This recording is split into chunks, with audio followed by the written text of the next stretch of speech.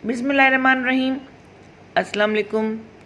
जी नाज़रीन और सामीन, मैं हूँ सफ़िया बलोच और मैं आपसे मुखातिब हूँ अपने यूट्यूब चैनल सिंध वे से। दोस्तों, मेरी आज की वीडियो का टॉपिक है बच्चों की नफ्सियात। बच्चों को नसीहत उस वक्त करें जब बच्चे रेसेप्टिव मूड में हों।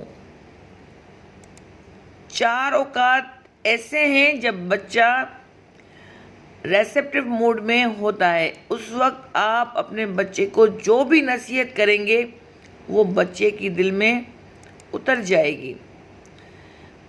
जब बच्चा रात को सोने लगे उस वक्त बच्चा लर्निंग मूड में होता है, इसलिए उस वक्त बच्चे कहते हैं हमें कोई कहानी सुनाए।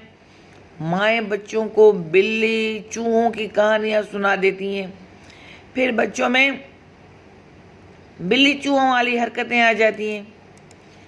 उस वक्त बच्चे को नबियों और नेक लोगों के वाक़यात सुनाने चाहिए जिसमें अच्छी नसीहतें हों, ताकि आपका बच्चा भी नेक बने।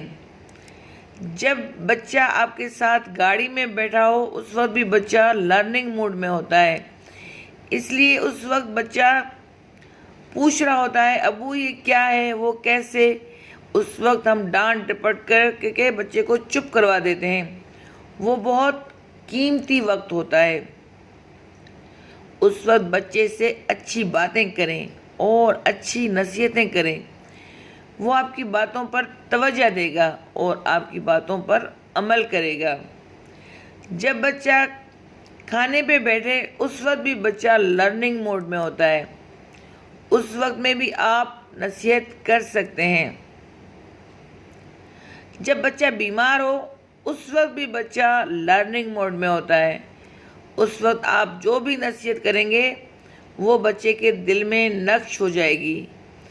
आपने बच्चों को जो भी नसीहतें करनी हो उन औकात में करें।